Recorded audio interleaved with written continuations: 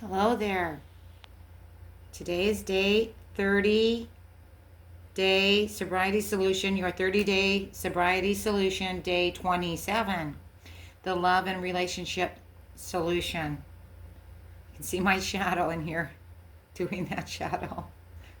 That's funny. If you look at the screen, there's me. Hi. Doing me. Someday I'll do my hair and makeup and I won't be able to have to put a picture up there, but right now I'm just not that savvy.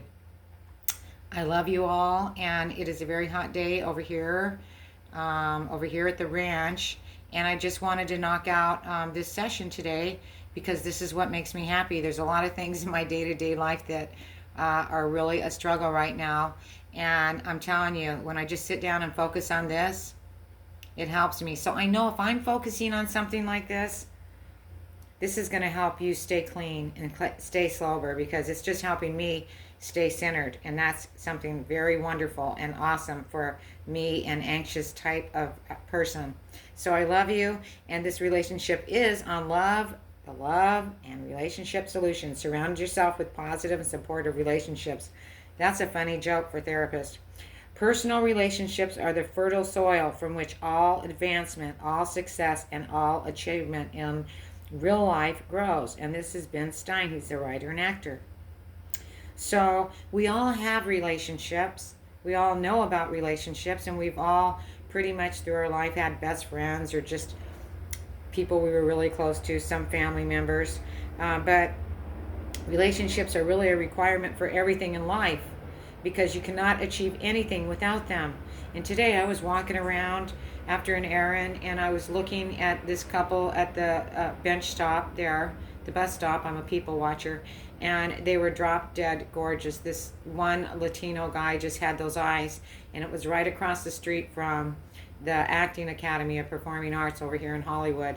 And they were talking away, and the young black kid that was speaking with him was so youthful and so vibrant and full of energy. He just had that most gorgeous body, and they were just talking away on that bench. And I thought, what are they talking about?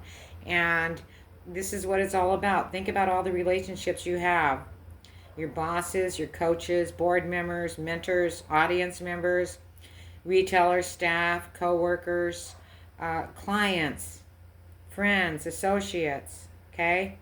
The irony is that in the twilight of your life, all those things you thought you wanted won't matter very much. What will matter are the relationships themselves, especially with family and closest friends. And that is so very true, my people.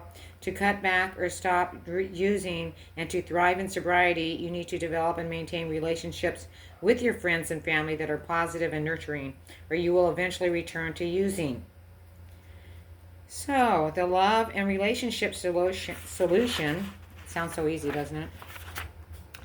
To heal any damaged relationships from the past, how to avoid another sobriety killer, loneliness, and finally, to free yourself from what is potentially the most damaging relationship in your life, your relationship with drugs and alcohol. Isn't that the truth? So the love relationship solution will show you how to heal any damaged relationships from the past, how to avoid another sobriety killer, loneliness, and finally how to free yourself from what is potentially the most damaging relationship in your life, your relationship with using. Okay? So what will be your greatest regrets? We are happy when we have family. We are happy when we have friends. And almost all other things we think make us happy are actually just ways of getting more family and friends. This is the psychologist and author of Stumbling on Happiness. Stumbling on Happiness. Now, Bronnie Ware, a palliative care nurse, spent years caring for patients in the last 12 weeks of their lives. This is hospice work. And recorded their dying last words. She recognized that there were 5 regrets and burdens most of her patients. 2 were directly related to relationships. Not spending enough time with family and letting important friends fade away. Yes, ma'am. It all comes down to love and relationships in the end. Most of us can relate to these regrets. The we really should get together comment that never gets followed up on. And I have a big work deadline that keeps you from attending your kids' sports events or family get-togethers. Think back to some of the most fulfilling, meaningful, and happy memories of your life. Were you alone? If not, who were you with? Most likely the memories that stand out include family members or your good friends. So what are friends? The best definition we've heard is that friends are the family you have chosen for yourself. Oh, I like that.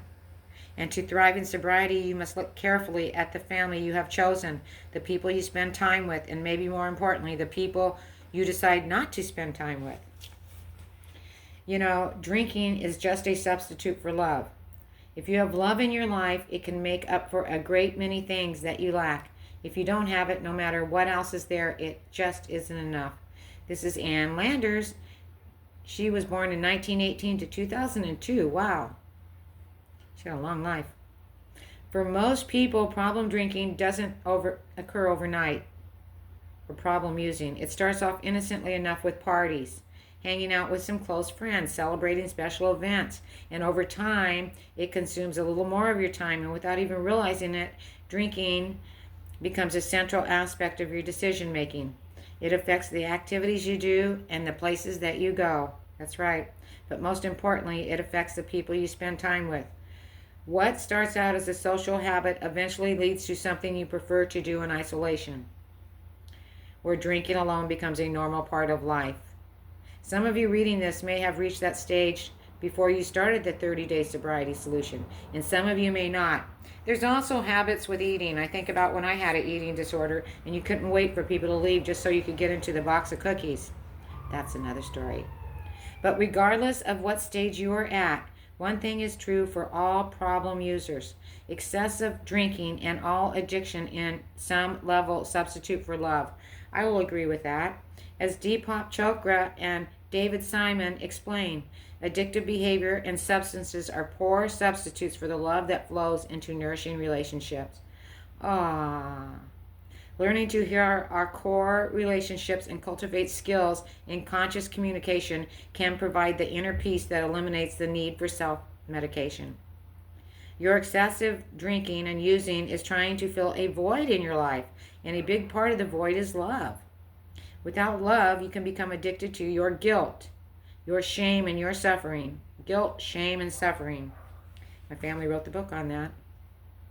Not only is your drinking a substitute for love, it is also an act as a substitute for any authentic and meaningful connections. Okay? Get your diaries out, people. Get your journals out and your pens. Some of this stuff you'll want to write down.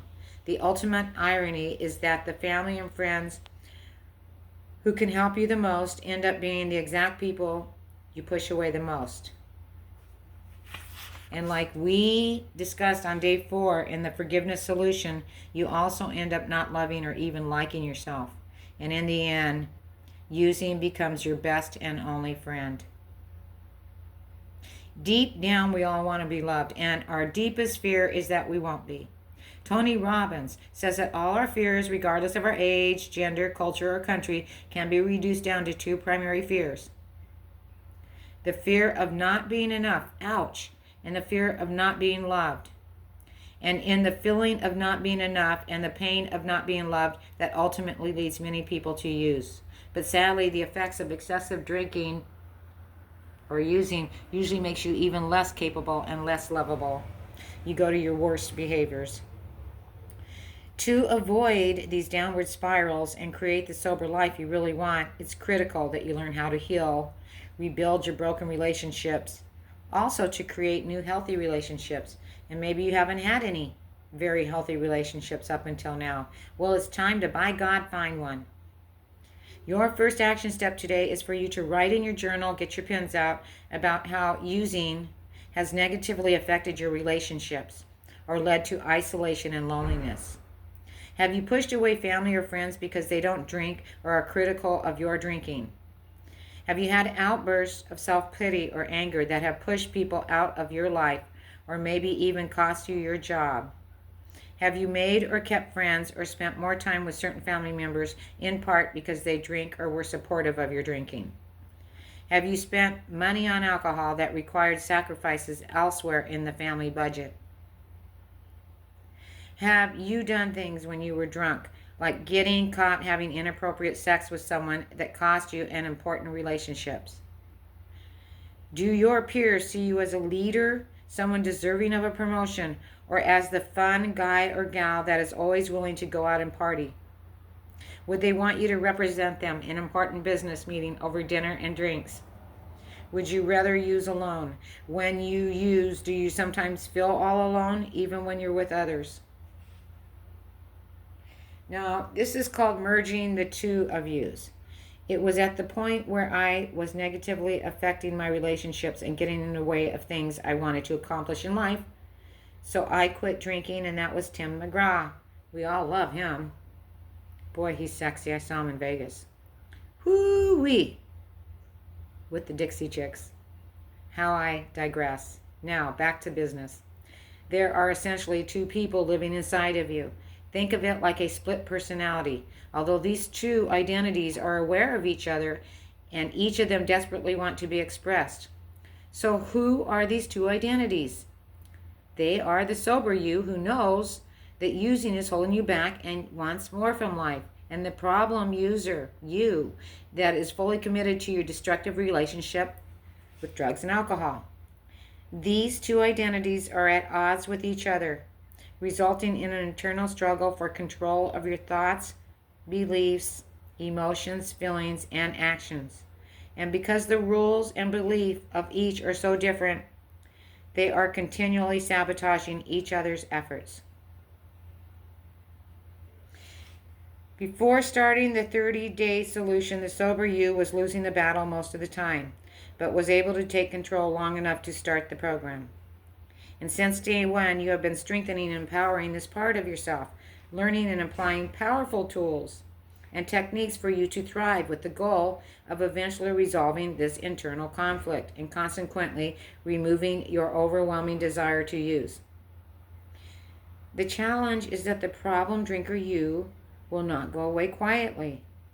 It has been in control for a long time, and it is actually scared.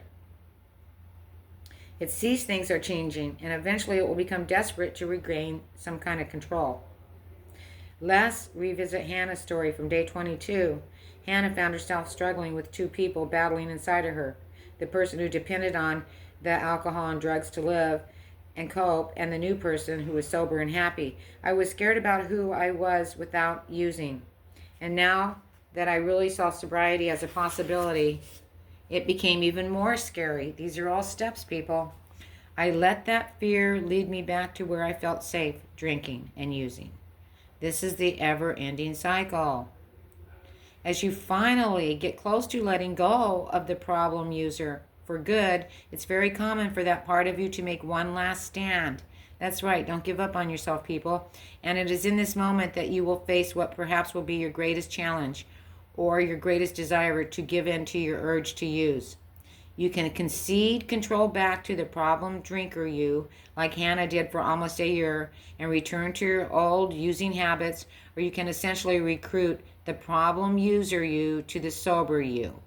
And that's what we're doing with this book. We're actually helping you to change your identity. What do you mean by this? The key to resolving this once and for all is to acknowledge that the problem drinker you actually had a positive intention at first. It wasn't out to turn you into a user or to lead you down the road path of being an unhealthy addict. It wanted to feel good. It just wanted to feel good. And maybe it even wanted to help protect you from pain you were feeling over past trauma. Regardless, this desire to feel good initially had an honorable intention, even though it didn't serve you in the long term. The goal is to retrain this part of you, or essentially make you whole again. Your second action step for today is to listen to a guided meditation called the Merge Meditation, which will release you from this internal conflict by merging your two identities and finally seeing the sober you to forge ahead unburdened. This is the parts theory, and it's really fun to do, actually. Cleaning Up Your Messes. This is by Patrick Swayze. At the time, Lisa, my wife, wasn't sure how to deal with what was happening to me and to us. She was trying to change my behavior without realizing the only person that could change it was me. Negotiating, codependency, and arguing and threatening, codependency, don't work, although they are natural responses. But her action had only been making things worse for the both of us, to her frustration. That was very human, Patrick. Thank you. Being human means making mistakes. People, life comes with an eraser for a reason, and some of the greatest lessons come from your biggest mistakes. These mistakes often involve other people whom you are about to end up hurting. It might be relating to your using, it might not, but what definitely relates is your ability, but what it definitely relates to is your ability to thrive.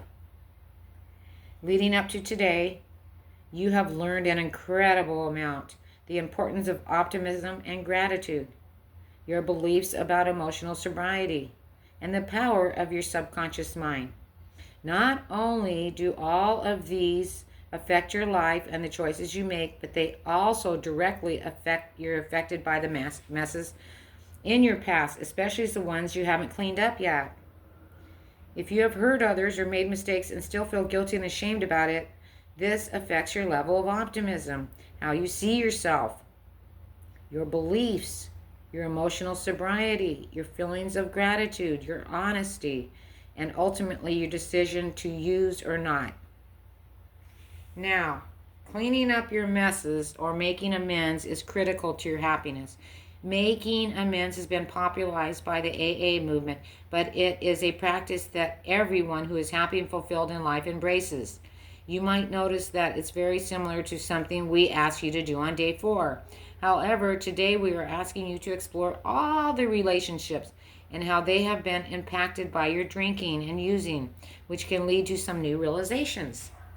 See, this is all just you're learning something. You're learning just like a new exercise. You're learning to use areas of your brain. That's right, to clean up your messes. The third action step for today is to look at your list from your first action steps of relationships that using negatively affected and make note of anything that needs to be addressed. Who are the people you care about that you hurt, whom you need to apologize? And what do you feel embarrassed, guilty, or ashamed about that you need to forgive yourself for? Embarrassed, guilty, and ashamed. Those are still trigger words for me. You need to both clean up your relationship messes with others and forgive yourself for your past actions in order to be totally free. It is important, my friend, for you to put the list in a location you can easily refer back to and set a target date to clean it up by. It is not usually practical or wise to try to clear up these things right away. You might be ready to address some now, and you might be ready to address others in some other time in the near future. Regardless, you want to be continuously aware of this list. So, if unexpected opportunity presents itself, you can address it instead of burying it. See, we've had so many things buried with being high all the time. On the companion website, we will provide you with a framework to help you complete your list, as well as on some valuable conversation guidelines you can use to follow and ensure the conversations go smoothly. Because we know how difficult making amends can be, we highly recommend you pick the easiest relationships first and make a plan to clean it up now. Many of our clients have put this off again and again until they finally do it and then realize that not only was it easier than they thought, but it turned out to be one of the most meaningful, fulfilling, and freeing experiences in their life. The myths behind your messes. My first reaction to being diagnosed with Parkinson, this is Michael J. Fox, was to start drinking heavily. I used to drink to party, but now I was drinking alone and every day. Once I did that, it was then about a year of like a knife fight in a closet where I just didn't have the tools to deal with it.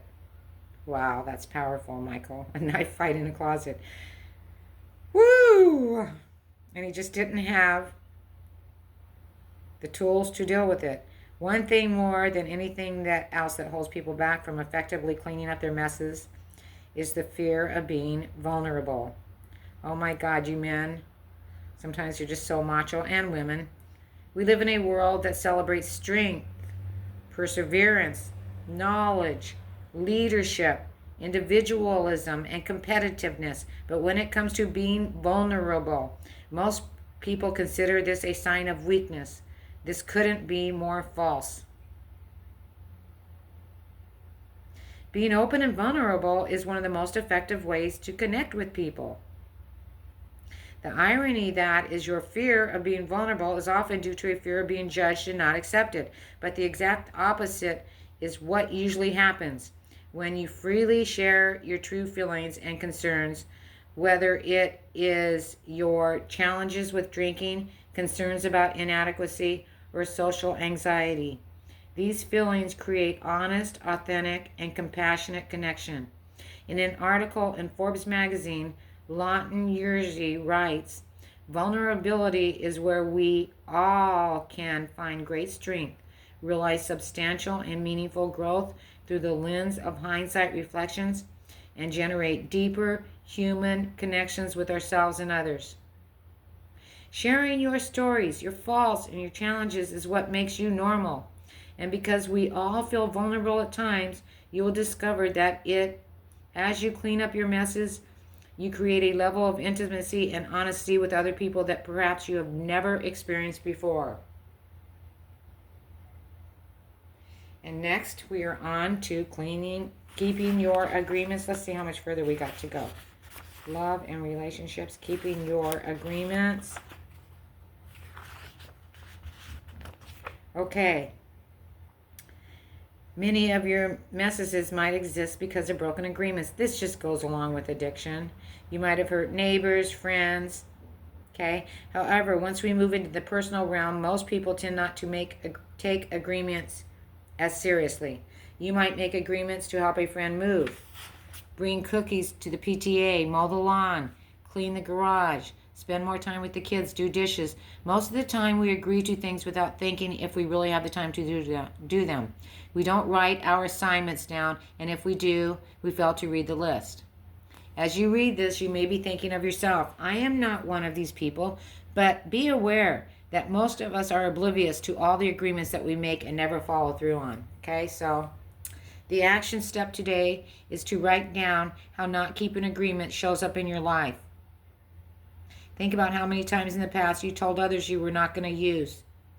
Write down all the broken agreements you think you did. Consider the agreements you may have made at home. This is where you do your journaling with your family. Did you tell your spouse or child that you would attend an event and didn't? When you are able to honestly notice and review the agreements you make, you will be surprised at how many you have broken or completed much later than you agreed to. Stop for a minute and think about all the times someone made an agreement with you and didn't follow through. How did it make you feel? Have you ever been stood up by a friend or a child? Did a parent or a loved one not keep a promise that was important to you?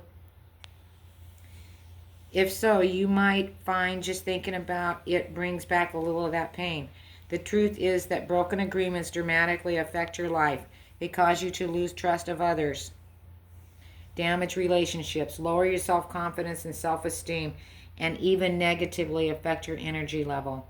And when you keep your agreements, you gain trust, build self-confidence and self-esteem, and have greater clarity, focus, and energy. In fact, your self-confidence rises or falls in direct proportion to how diligently you keep your agreements.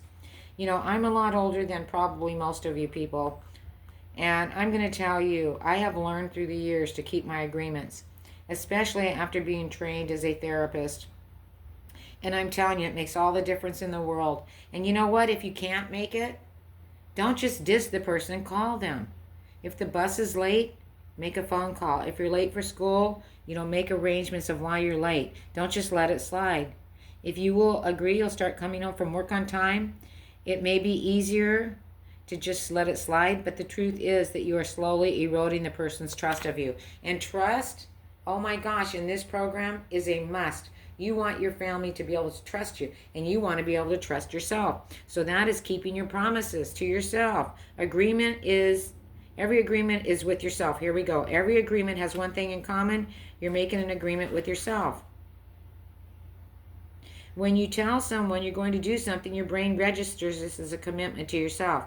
If you don't follow through, you're also learning not to trust yourself. Okay? Think about all the personal agreements you've made with yourself, whether it was about using drugs, alcohol, what time you're going to get up in the morning, when you're going to work. Unfortunately, the agreements you break the most are the ones you make exclusively with yourself. Why? If you only have agreed with yourself to do something, you might feel like it's no big deal not to do it. But guess what? Oh my God, let's read. It is a big deal. When you don't do what you say you'll do, you create a self-doubt and confusion in your mind that ultimately determines your ability to take action. So see, it's like procrastinating. It's a habit. Procrastinating is a habit. And once you just keep procrastinating, you think, well, I'm not hurting anybody but myself. But yourself is all you have there. So if you're procrastinating doing the steps in this book, getting started, if you're procrastinating exercising, if you're procrastinating anything, whom do you spend your time with? Okay? As I worked through the 30-day solution, I occasionally found myself surprised at how obvious some of my solutions were, but my drinking was blinding me from seeing them. For example, in the love and relationship solution, when ranking the people I surrounded myself with, it was clear how 2 specific friendships were continuing to hold me back. And because of how much I had already changed in this stage in the program, I found that not only was it relatively easy to let go of these relationships, but it was a critical step to freeing myself from using. We all know there are people that hold you back. Maybe they're always complaining and blaming, or using with you and acting like an idiot, or doubting and making fun of you, or putting others down. People like this are toxic. If they also use excessively, they will make it impossible for you to thrive in sobriety if you actively keep them in your life. One of the easiest ways to change who you are is to change whom you spend time with. It really is that simple. And once you have cleaned up your messes, this becomes easier to change, because it's very possible the best role models in your life are the people that you have avoided or hurt most because of drinking. Think about it, the people who want you to quit the most. These are your role models. And if you're going to be successful, you have to start hanging out with successful people. And by successful, we do not mean someone who necessarily makes a lot of money. The world is full of wealthy people who are unhappy. Think of Justin Bieber. Being really successful means having healthy relationships with your family and friends, and working on a career that you enjoy, or at least grants you the freedom to do other things you love. Being physically and emotionally healthy and contributing to others in a positive way. So, the 5th action step for today is write down a list of everyone you spend any time with, whether they are coworkers, neighbors, friends, or family, or people at a bar. Also write down anyone that you would like to spend time with, but due to your using, maybe have avoided, such as a positive role model in your family. Then next to each person's name, write a number from 1 to 5 in relationship to how much they drink or use. The more they use, the lower the number. For example, a 1 is for someone who uses drugs or alcohol excessively. A 5 is for someone who doesn't use at all, or not much. If you are not sure, then make an educated guess about the person. And then write down next to the number related to the person's overall influence in your life. If she is extremely positive, she's a 5. She's extremely negative, she's a 1. Whether or not the person uses will also affect this rating. For example, you might have a friend who seems happy and successful. He has a great job, is physically fit, in a happy marriage. But you know that he uses excessively. This person would not be a 5, but possibly a 3 or a 4. Then add up these numbers together. You will notice this ranking system is heavily weighted against users. If they use a lot, the odds of them getting an overall 5 or better is unlikely. As much as possible, you should avoid spending time with anyone who has a total score of 6 or less, because he or she will eventually pull you down. A wise old fisherman's technique says that if you put a crab in a bucket, you have to put a lid on it, or the crab will just climb out. But if you put a bunch of crabs in a bucket, you won't need a lid. Why? Because if one crab tries to escape, the others end up dragging the crab of the escaping crab and pull it back down. This is exactly what a 6 or less does for you. The person pulls you right back into your addiction. That's right. That's a good analogy, a metaphor. On the other hand, anyone on the list with an 8 or a 9 or a 10, you would want to spend some time with. When you identify with those, they're a great influence in your life. They make an effort to be with them. Okay? And ask them about their philosophy on life and what's their secret to success. Try some of their secrets. They are a positive role model, people. And like monkeys, we copy people and then we are like them. You might discover there are great role models in helping you accomplish a specific goal, like running a marathon, exploring your spirituality, or having a healthy relationship with your spouse. Or he may or may even be a role model for life, someone who embodies the values and character traits you want in your life and exemplifies real success to you. Rob Lowe, I'm not being free or fair. Free of using. I learned that while I do love people, I hate small talk and bored by idle banter and am wildly uncomfortable in big rooms with people who don't know. I don't know. I want real connection, not a surface one. And in its absence, I will medicate my discomfort and boredom. Rob Lowe. Now, isn't it hypocritical, you ask yourself, to avoid others who act exactly like I used to? No, it isn't. You can let them know that what you are making some changes in your life that require you to allocate your free time differently. You're not helping them, yourself, or people you do want to spend time with by letting people who are ranked a 6 or less play an active role in your life. The best thing you can do is make positive changes and hope it will inspire them to do the same. Another question might be, what if the person is my coworker or my mother? If it's someone you don't live with, the answer is simple. You must do everything you can to minimize the time and impact they have in your life. If it's a coworker and you socialize with them, stop it. And when you're at work, don't make time to spend time with them after work. Don't go on breaks or go out to lunch with them. If you sit nearby, find creative solutions such as wearing nose reduction earphones. If it is a close family member like your mother who lives nearby, you still have to prioritize what's best for you. That might mean hiring someone to take care of her, or just telling your mother that you are working on a personal or professional project that requires most of your free time right now. Remember, it's too critical. It is critical that you put yourself first over this. I'm married to a bad influence. You're the average of 5 people you spend with the most time with. You're the average of the 5 people you spend the most time with. One of the most challenging situations is having a spouse or partner who's currently struggling with drinking or is very toxic and negative. The best thing you can do is work on yourself, love the person you best you can, and lead by example, showing the possibilities. Over time, partners will often follow in your footsteps, especially when it's clear you've changed for good. Not only do they want what you want now, they know that if they don't change, they're probably going to lose you. On the other hand, if you're living with someone who's violent and abusive, you may need to consider getting totally out of the relationship. Because as you progress in sobriety, your willingness to put up with this abusive behavior will lessen. Regardless of your current situation, whether you're with someone who is constantly negative and cynical, or someone who is intentionally, emotionally, or physically abusive, we recommend that you set a certain boundary for yourself. The most important boundary is to make and communicate the decision to not spend time with your spouse or partner when they are using and high. Ultimately, if they don't change, they are going to want to use again, so spending time with them while they are intoxicated can be very risky. Okay?